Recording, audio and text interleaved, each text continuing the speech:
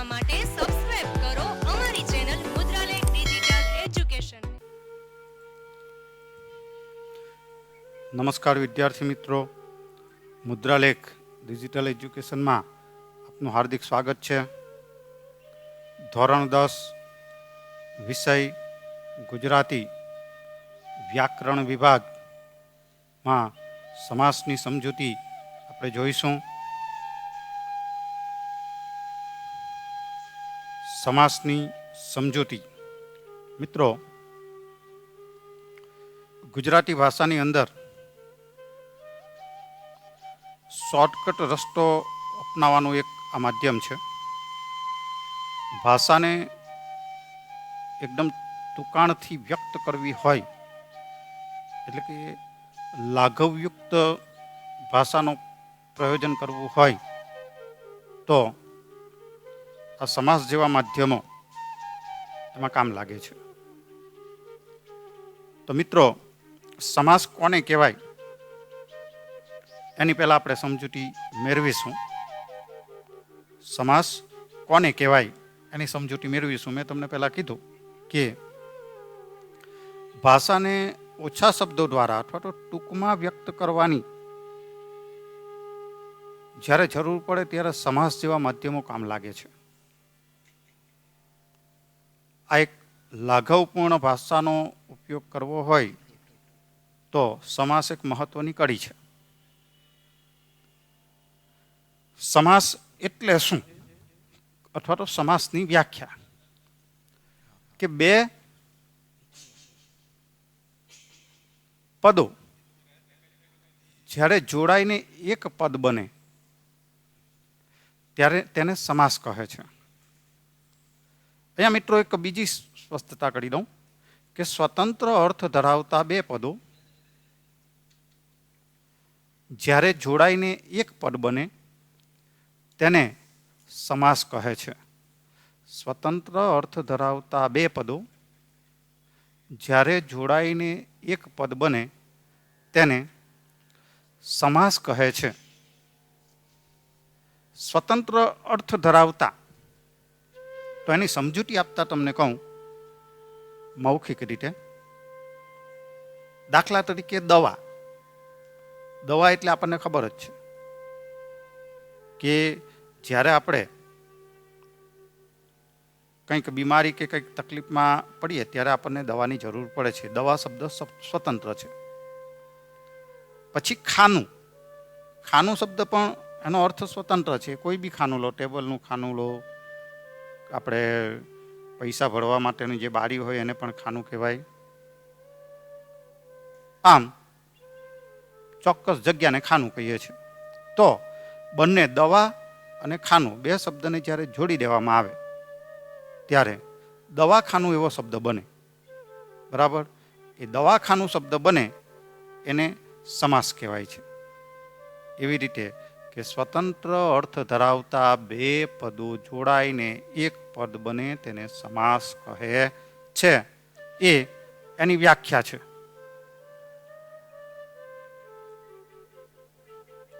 તો એ સમાસની વ્યાખ્યા, તો એની સમાસની સમજૂતી આપણે મેળવીએ તો કે ભાઈ સમ વત્તા આસ બરાબર સમાસ. સમાસ સમ વત્તા આસ બરાબર સમાસ. સમ એટલે સાથે અને આસ એટલે જોડાવું. સાથે જોડાવું એટલે સમાસ થાય. બે શબ્દો સાથે જોડાય તેને સમાસ કહેવાય છે.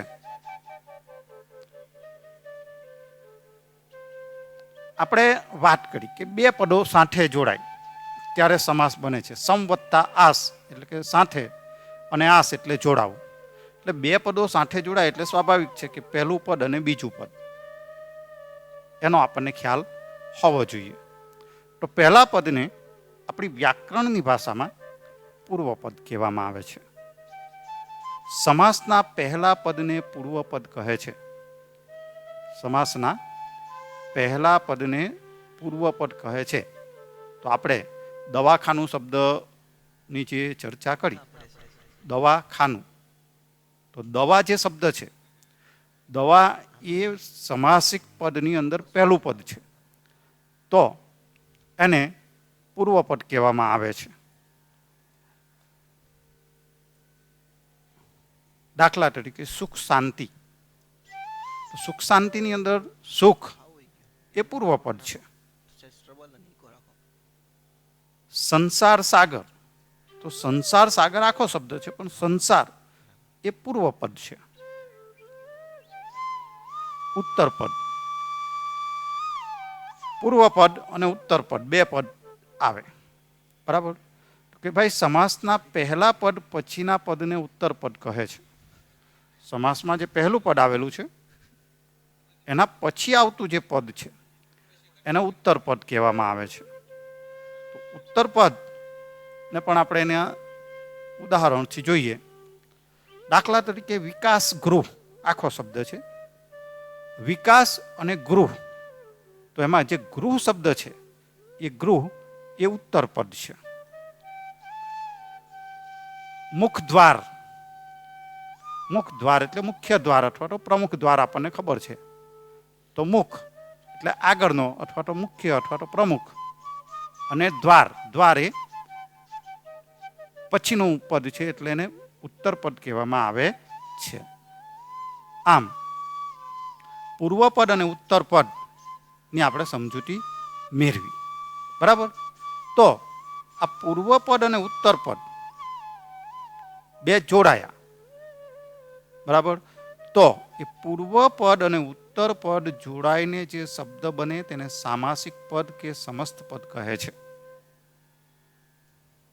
તો આપણે ત્રીજા સ્ટેપ ઉપર આવ્યા કે ભાઈ સામાસિક પદ અથવા તો સમસ્ત પદ કોને કહેવાય? કે ભાઈ પૂર્વપદ અને ઉત્તરપદ જોડાઈને જે શબ્દ બને છે તેને સામાસિક પદ કે સમસ્ત પદ કહેવામાં આવે છે. આ સમાસની પૂર્વેની બધી બાબતો છે. જો આ બધું તમને ખ્યાલ નહીં હશે તો આપણે જે સમાસ શીખવાના છે એ સમાસ તમને ક્યારેય સમજાશે નહીં. એની વ્યાખ્યા ખ્યાલ ન આવશે. પૂર્વપદ કોને કહેવાય, ઉત્તરપદ કોને કહેવાય એનો ખ્યાલ ન હશે. સામાસિક પદ કે સમસ્ત પદ કોને કહેવાય એનો ખ્યાલ નહીં હશે તો આગળની બાબત બધી શૂન્ય રહેશે. એટલે ધ્યાન આપવાની બાબત છે. તો આપણે જોઈએ સામાસિક પદ કે સમસ્ત પદ. અહીંયા સુધી આપણે જોયું. તો સમાસના પ્રકારો. તો સમાસના પ્રકારો જોતા પહેલા આપણે એક વસ્તુ મિત્રો જોઈ લઈએ કે વિગ્રહ કોને કહેવાય. પૂર્વપદ અને ઉત્તરપદ બે જોડાઈને સમસ્ત પદ બને છે. તો એ સમાસના પ્રકારો એ કયા પ્રકારનો સમાસ છે એની સ્પષ્ટતા કરવા માટે સામાસિક વિગ્રહ ની વ્યાખ્યા અને તેની સમજૂતી જાણવી જરૂરી છે. આ પ્રકારો પછી જ્યારે આપણે સામાસિક પદ ઉપર જઈશું ને ત્યારે એને વિગતે જોઈશું. પહેલો છે દ્વંદ્વ સમાસ.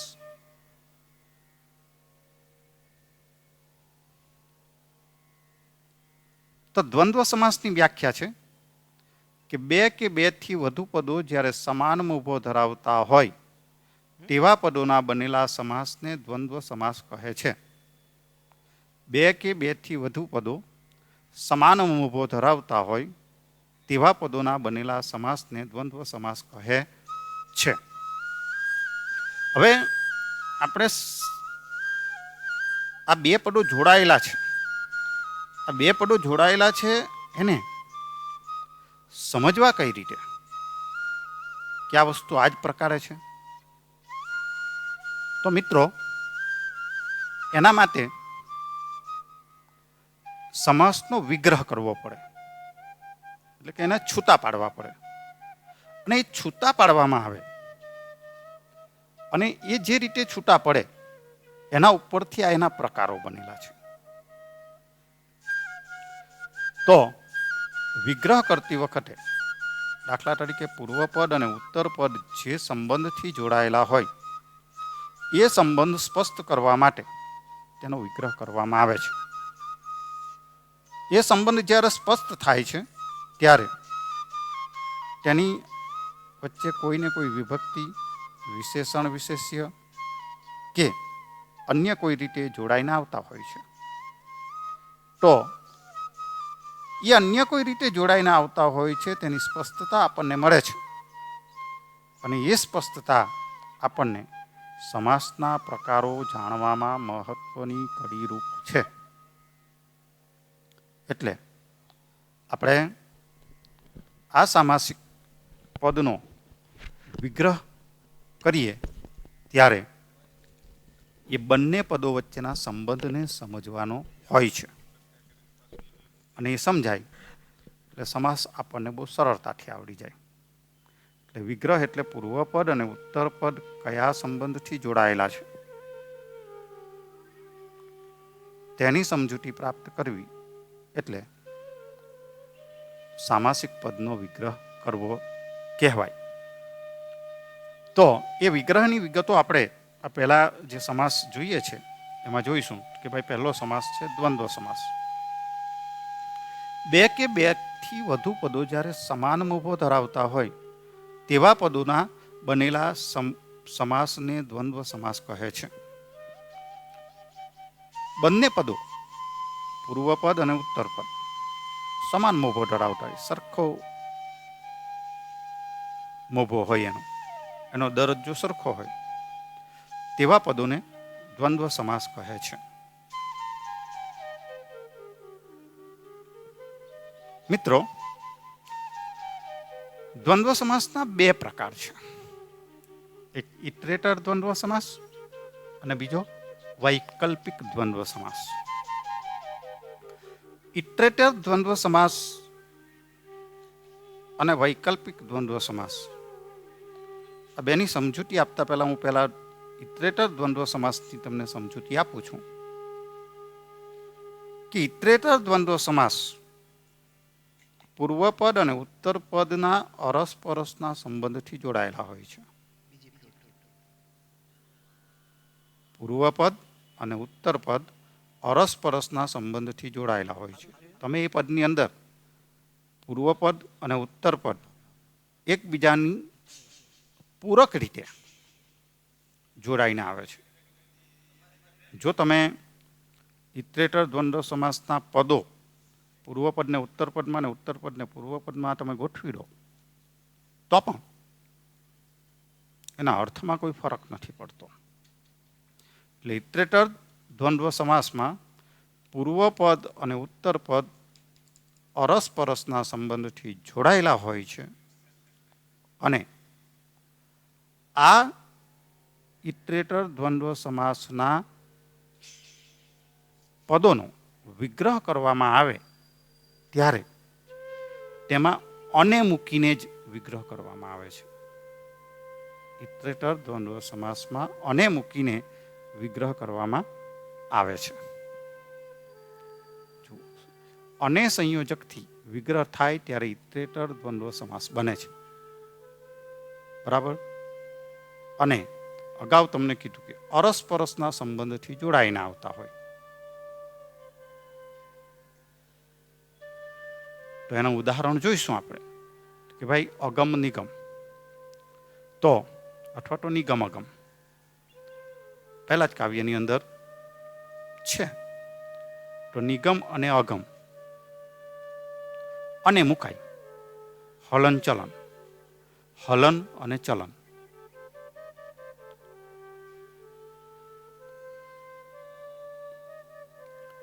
તેવી જ રીતે વૈકલ્પિક દ્વંદ્વ સમાસ. વૈકલ્પિક દ્વંદ્વ સમાસ જ તમને સૂચવે છે કે તમારી પાસે વિકલ્પ છે. એ વિકલ્પને વૈકલ્પિક દ્વંદ્વ સમાસ કહે છે.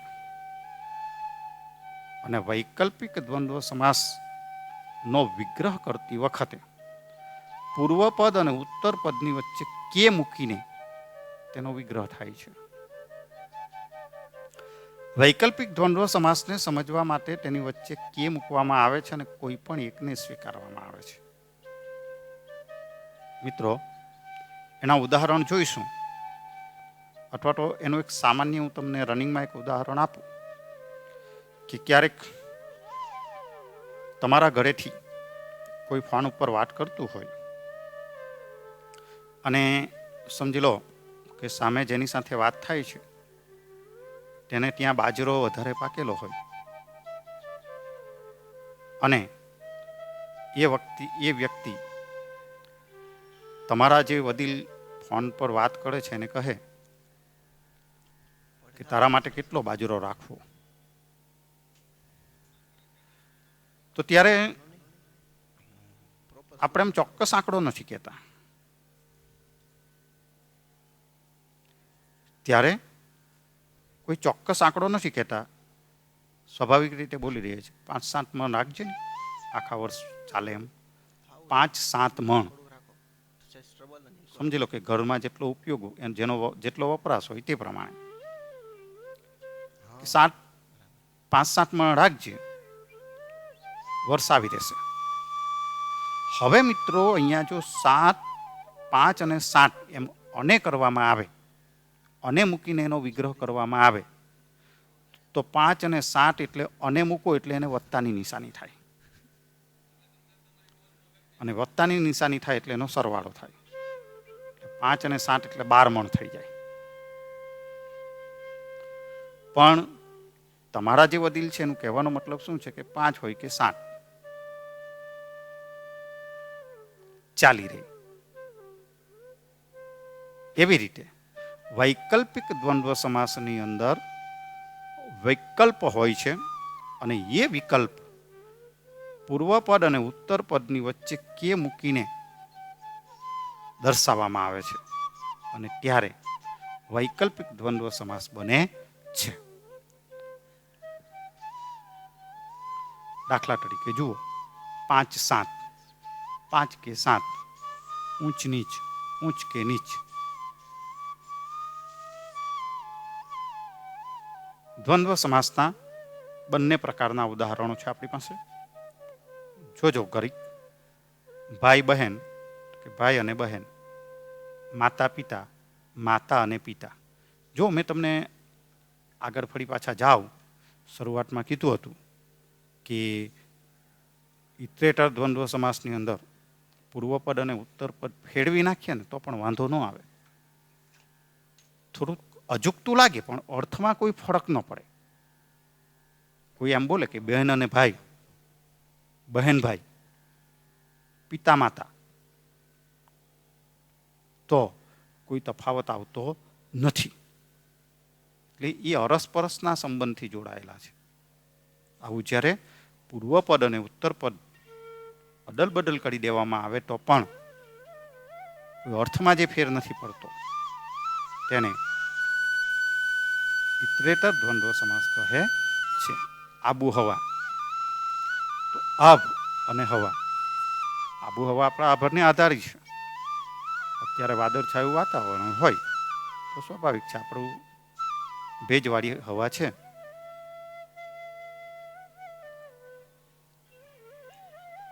વેર ઝેર, વેર અને ઝેર એ દુશ્મની.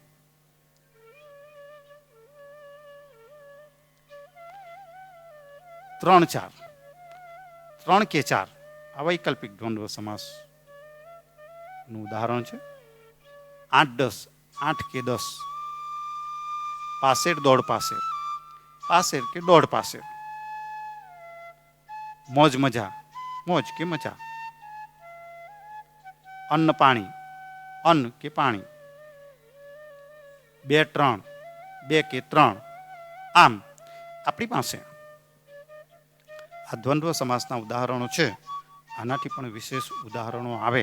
આ તો એક ઉદાહરણ સ્વરૂપ તમારી સામે મૂકેલા છે. આવી જ રીતે દરેક જે આપણા સમાસો છે એમાં ઉદાહરણો આવશે. તત્પુરુષ સમાસ બીજો સમાસ છે. તેની વ્યાખ્યા છે કે 2 પદો વચ્ચે વિભક્તિનો સંબંધ હોય તેવા પદોના બનેલા સમાસને તત્પુરુષ સમાસ કહે છે. બે પદો વચ્ચે વિભક્તિનો સંબંધ હોય તેવા પદોના બનેલા સમાસને તત્પુરુષ સમાસ કહે છે. મિત્રો, વિભક્તિ એ વાક્યનો અર્થ સ્પષ્ટ કરે છે. ગુજરાતી ભાષામાં આમ 7 વિભક્તિ કહેવામાં આવી છે, પણ આપણું વ્યાકરણ અને આપણી ભાષા પણ કહીએ ને તો એ સંસ્કૃત ઉપરથી જ ઉતરી આવેલી છે. તો વિભક્તિના એમ 8 પ્રકાર પડે છે, જેમાં છેલ્લી વિભક્તિ છે સંબોધન, એ કોમન જ છે. આપણી પાસે કર્તા, કર્મ, કરણ, સંપ્રદાન, અપાદાન, સંબંધ, અધિકરણ અને સંબોધન, આમ આપણી પાસે 8 વિભક્તિ છે. એ 8 વિભક્તિના સંબંધથી જે પદો જોડાયેલા હોય તેવા સમસ્ત પદને તત્પુરુષ સમાસ કહે છે. તત્પુરુષ સમાસમાં પૂર્વપદ ગૌણ હોય છે. પૂર્વ એટલે પહેલું પદ, એમાં ગૌણ હોય છે, એની મહત્વતા ઓછી હોય છે. અને ઉત્તર પદ એટલે કે જે બીજું પદ છે એ મુખ્ય હોય છે, પ્રધાન હોય છે. દાખલા તરીકે તત્પુરુષ સમાસના ઉદાહરણો એ આપણે જોઈશું એટલે ખ્યાલ આવશે. જન્મદાતા, જન્મનો દાતા, જન્મ આપનાર આપણે જેને કહીએ છીએ, જન્મનો દાતા. વિદ્યા અભ્યાસ, વિદ્યા માટે અભ્યાસ, વિભક્તિના પ્રત્યયો છે. વિદ્યા માટે અભ્યાસ. ઉત્સવ ગેલા, ઉત્સવથી ગેલા. આત્મજ્ઞાની, આત્મનો જ્ઞાની. આનંદ ગેલા, આનંદથી ગેલા. ઋણ મુક્ત, ઋણ માંથી મુક્ત. કાનૂન ભંગ, કાનૂન નો ભંગ. અવતાર કથા, અવતારની કથા. અશ્રુધારા, આંસુની ધારા.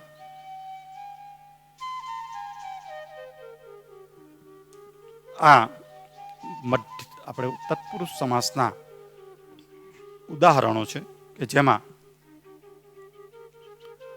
વિભક્તિના પ્રત્યયો લાગેલા છે. અને ખાસ કરીને સંબંધ વિભક્તિના પ્રત્યયો એમાં વિશેષ આવે છે, પણ એ ઉપરાંત પણ અધિકરણ, કરણ, સંપ્રદાન, અપાદાન વિભક્તિ પણ એમાં મહત્વનો ભાગ ભજવે છે. મધ્યમ પદ લોપી સમાસ. મધ્યમ પદ લોપી એટલે કે વચ્ચેનું પદ લોપ થાય અને જે સમસ્ત પદ બને તેને મધ્યમ પદ લોપી સમાસ કહેવામાં આવે છે. જે પદો વચ્ચે વિભક્તિનો સંબંધ હોય પણ સમાસનો વિગ્રહ કરતી વખતે ઉમેરવા પડતા મહત્વના પદોનો લોપ થયેલો હોય તેને મધ્યમ પદ લોપી સમાસ કહે છે. જુઓ, આ જે સમાસ છે એ સમાસમાં પૂર્વપદ અને ઉત્તરપદ વચ્ચે વિભક્તિનો સંબંધ હોય. આ વિભક્તિના સંબંધને સમજવા માટે તેનો વિગ્રહ કરીએ ત્યારે એને સમજવા માટે જે કેટલાક પદો મૂકવામાં આવે, એ પદો જે મૂકવામાં આવેલા જે પદો છે એ મૂકવામાં આવેલા પદો જ્યારે સામાસિક પદ બને ત્યારે એ પદ લોપ પામે, ત્યારે મધ્યમ પદ લોપી સમાસ બને છે. આની અંદર ઉદાહરણો કે બધું જોતા પહેલા હું તમને કહી દઉં. આપણી પાસે એક જ સરસ ઉદાહરણ છે, દવાખાનું. દવાખાનું એટલે કે દવા મેળવવા માટેનું ખાનું. દવા પૂર્વપદ છે, મેળવવા માટેનું ખાનું. પહેલું પદ અને છેલ્લું પદ વચ્ચે મેળવવા માટેનું જે પદ છે એ લોપ થઈ ગયું. આવી રીતે બનતા જે સામાસિક પદો છે એ સામાસિક કે સમસ્ત પદને મધ્યમ પદલોપી સમાસ કહે છે. આવા મધ્યમ પદલોપી સમાસના જે સામાસિક પદો છે એ સામાસિક પદોનો વિગ્રહ કરતી વખતે આપણે આવા પદો મૂકીએ છીએ. પણ ફરી પાછા જ્યારે એનો વિગ્રહ દૂર કરવામાં આવે ત્યારે એ જે વચ્ચેનું પદ લોપ પામે છે અને પૂર્વ પદ અને ઉત્તર પદ બે જોડાઈ જાય છે, તેને મધ્યમ પદ લોપી સમાસ કહે છે.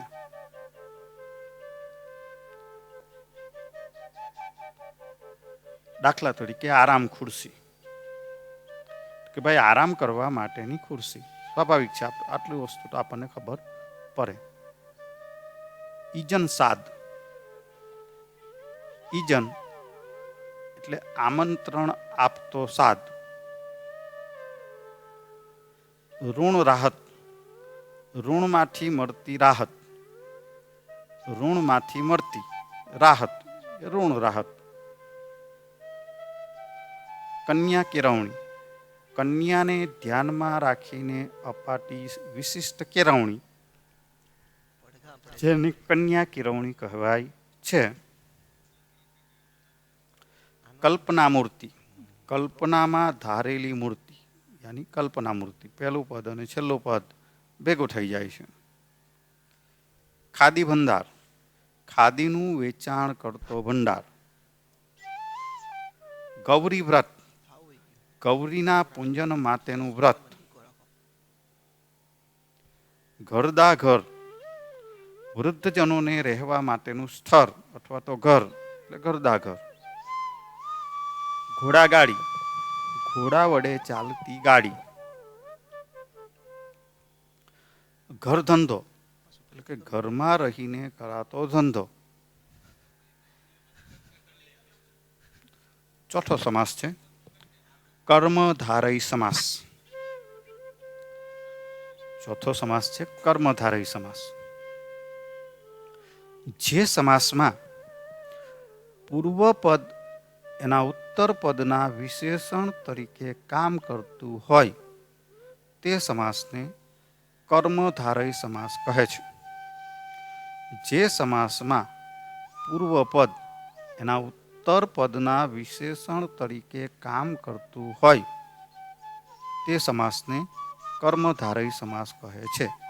મિત્રો, આપણે સૌથી પહેલા તો અહીંયા વિશેષણ કોને કહેવાય એ પણ સમજવું પડશે. વિશેષણ કોને કહેવાય? કારણ કે ઉત્તર પદના વિશેષણ તરીકે કામ કરતું હોય, પૂર્વ પદ ઉત્તર પદના વિશેષણ તરીકે કામ કરતું હોય તો વિશેષણ કોને કહીશું? આપણો વ્યાકરણનો જ એક મુદ્દો છે. વસ્તુ, પદાર્થ કે વ્યક્તિમાં રહેલી વિશિષ્ટતા દર્શાવતું પદ તેને વિશેષણ કહેવામાં આવે છે.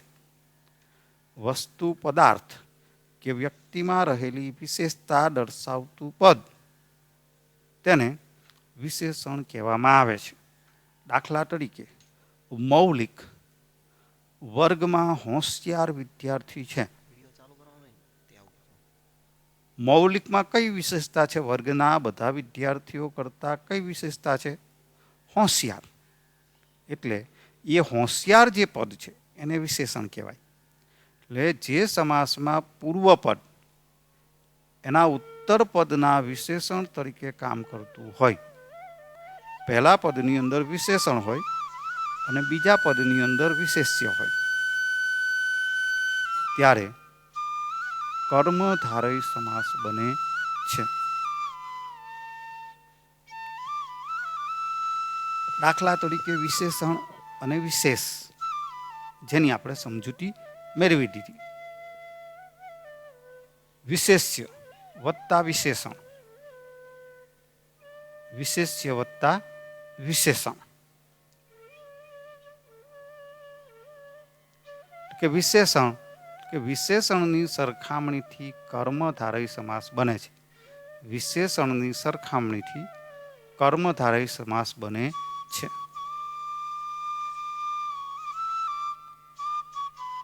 કર્મધારયના ઉદાહરણો. તો કે ભાઈ આત્મતત્વ, કે ભાઈ આત્મારૂપી તત્વ. આત્મતત્વ એટલે આત્મારૂપી તત્વ. કારાગૃહ, કારરૂપી ગૃહ, કારાગૃહ. કુરિવાજ, ખોટા રિવાજ. કૃષ્ણ કુંવર, કૃષ્ણ એ જ કુંવર. ગિરિવર, પર્વતોમાં શ્રેષ્ઠ. ગુણ સંપત્તિ, ગુણરૂપી સંપત્તિ. જાતિ સ્મરણ, પૂર્વજન્મની સ્મૃતિ. ભૂતકાર, વીતેલો કાર. ધોધમાર, ધોધ જેવો માર. નીતિબોધ, નીતિને લગતો ઉપદેશ. પરમાર્થ, ઉત્તમ પુરુષાર્થ. પરમેશ્વર, પરમ ઈશ્વર. આગળ પાંચમો સમાસ ઉપપદ સમાસ. બે પદો વચ્ચે કોઈને કોઈ વિભક્તિનો સંબંધ હોય અને તેનું ઉત્તર પદ ક્રિયાધાતુ હોય, એટલે કે મૂળ ધાતુ ઉપરથી બનેલું હોય, ઉપરાંત એ સામાસિક શબ્દ વાક્યમાં બીજા કોઈ પદના વિશેષણ તરીકે આવે તે સમાસને ઉપપદ સમાસ કહે છે. અહીંયા સમજવું જરૂરી છે. બે પદો વચ્ચે કોઈને કોઈ વિભક્તિનો સંબંધ હોય, તેનું ઉત્તર પદ ક્રિયાધાતુ હોય. ઉત્તર પદ એટલે પછીનું પદ, ક્રિયાધાતુ એટલે ક્રિયાપદ. ઉપરાંત એ સામાસિક શબ્દ વાક્યમાં બીજા કોઈ પદના વિશેષણ તરીકે આવે. એ સામાસિક શબ્દ વાક્યની અંદર કોઈ બીજું પદ હોય તેના વિશેષણ તરીકે આવે ત્યારે ઉપપદ સમાસ બને છે.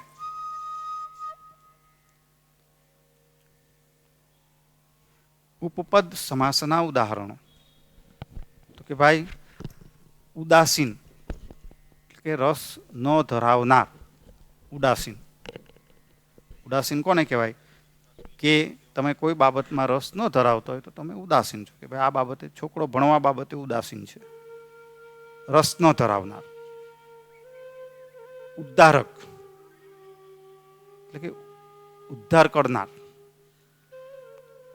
ધરાવનાર, કરનાર, મારનાર જેવા જે પદો આવે એ ઉપપદ સમાસના પદો આવશે. ઉપજાવ, ઉપજ કરનારું અથવા તો ઉપજ કરનાર. કુલદીપ, કુળને દીપાવનાર.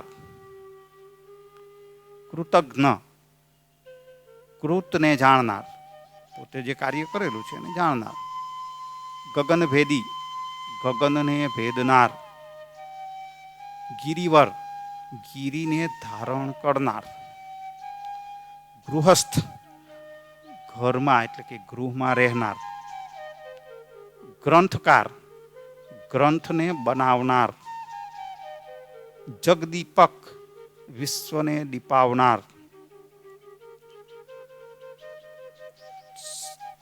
છઠ્ઠો સમાસ છે બહુવ્રીહી સમાસ. ની વ્યાખ્યા જોઈએ.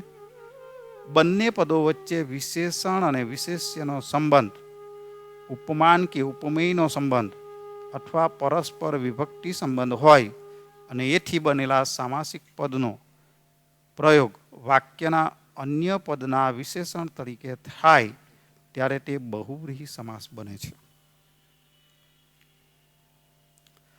વિશેષણ અને વિશેષ્ય એનું તો આપણે સમજી ગયા, પણ ઉપમાન અને ઉપમેય જે મૂળ તત્વ છે એ મૂળ તત્વની સરખામણી કરવામાં આવે તો તે સરખામણી કરનારને ઉપમેય કહેવામાં આવે અને મૂળ તત્વને ઉપમાન કહેવામાં આવે. આમ સરખામણી કરતો સંબંધ અથવા પરસ્પર વિભક્તિ સંબંધ હોય, કોઈ પણ વિભક્તિનો સંબંધ હોય અને એવી રીતે બનેલા વિશેષણ અને વિશેષ્ય સરખામણી કરતા, ઉપમાન અને ઉપમેયની સરખામણી કરતા, એટલે કે ઉપમા અલંકારની જેમ સરખામણી થાય તેવી રીતે સરખામણી કરતા સંબંધ અથવા તો એકબીજાની વિભક્તિ સાથે જોડાયેલા હોય એથી બનેલા સામાસિક પદના પ્રયોગને ના વાક્યને અન્ય પદના વિશેષણ તરીકે પણ થાય છે ત્યારે તે બહુવ્રીહી સમાસ બને છે. બહુવ્રીહી સમાસનો વિગ્રહ કરતી વખતે એની અંદર ચોક્કસ શબ્દો જે આવે છે, દાખલા તરીકે જેને, જેનાથી, જેના વડે, જેના માટે, જેમાંથી, જેનો, જેની, જેનું, જેના કે જેમાં જેવા સર્વનામના કોઈ એક રૂપનો પ્રયોગ કરવામાં આવે છે.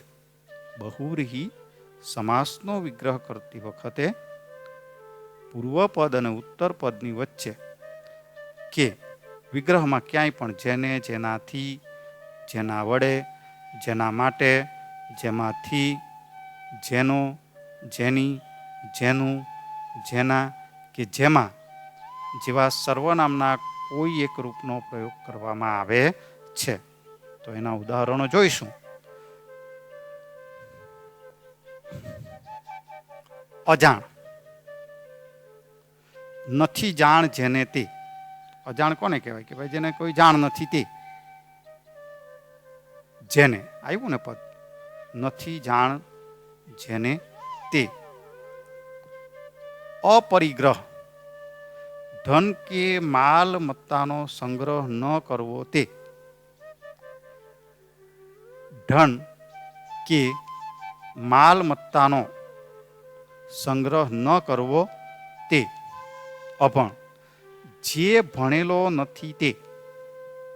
જે ભણેલો નથી તે.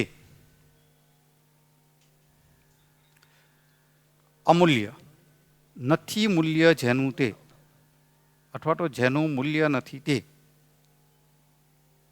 અશક્ય, જે શક્ય નથી તે.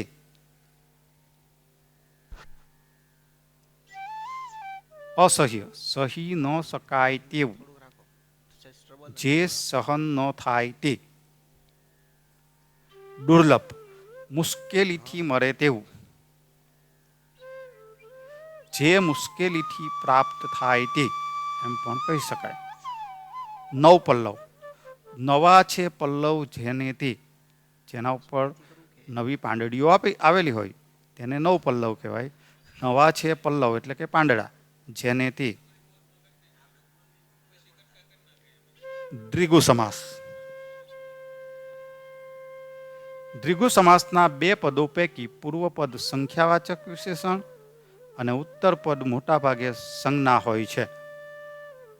દ્વિગુ સમાસના બે પદો પૈકી પૂર્વપદ સંખ્યાવાચક વિશેષણ અને ઉત્તર પદ મોટા ભાગે સંજ્ઞા હોય છે.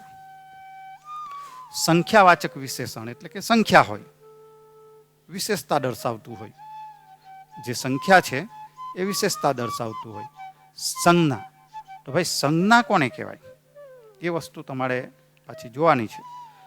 વસ્તુ, પદાર્થ કે વ્યક્તિને આપવામાં આવેલું નામ તેને સંજ્ઞા કહેવાય છે. સંજ્ઞા એટલે વસ્તુ, પદાર્થ કે વ્યક્તિને ચોક્કસ રીતે ઓળખવા માટે જે નામ આપવામાં આવ્યું છે એ નામને સંજ્ઞા કહેવામાં આવે છે. જેનો વિગ્રહ બંને પદોની વચ્ચે કંઈ મૂક્યા વગર સીધે સીધો થાય એટલે દ્વિગુ સમાસ. કોઈ પણ પ્રકારે પૂર્વ પદ અને ઉત્તર પદમાં કાંઈ મૂકવાનું નહીં આવે, તેનો વિગ્રહ સીધે સીધો થઈ જાય. તો એના ઉદાહરણો જોઈએ. પંચવટી, 5 વડનો સમૂહ, પંચવટી. ત્રિકોણ, 3 કોણનો સમૂહ. ત્રિભુવન, 3 ભુવનનો સમૂહ. ત્રિલોક, 3 લોકનો સમૂહ. ત્રિસુર, 3 સુરનો સમૂહ. ચાતુર્માસ 4 માસનો સમૂહ, પંચતત્વ 5 તત્વનો સમૂહ, પંચનાદ 5 નદીઓનો સમૂહ, પંચેન્દ્રિય 5 ઇન્દ્રિયોનો સમૂહ, સપ્તપદી 7 પગલા અથવા તો 7 પગલા પાડનારનો સમૂહ. મિત્રો, તમે જેના માધ્યમથી એજ્યુકેશન મેળવી રહ્યા છો એવી અમારી ચેનલ મુદ્રાલેખ ડિજિટલ એજ્યુકેશનને સબસ્ક્રાઇબ કરો, લાઈક કરો અને વધુને વધુ શેર કરો. આ ઉપરાંત અમારા ડિજિટલ એજ્યુકેશનના માધ્યમોનો પરિચય કરાવું તો પ્લે સ્ટોરમાં 11/12 કોમર્સ ગુરુ નામે એપ્લિકેશન છે. આ ઉપરાંત એફબી અને ઇન્સ્ટામાં પણ મુદ્રાલેખ ડિજિટલ એજ્યુકેશન નામે પેજ ચાલે છે. Thank you. Come again. Best of luck.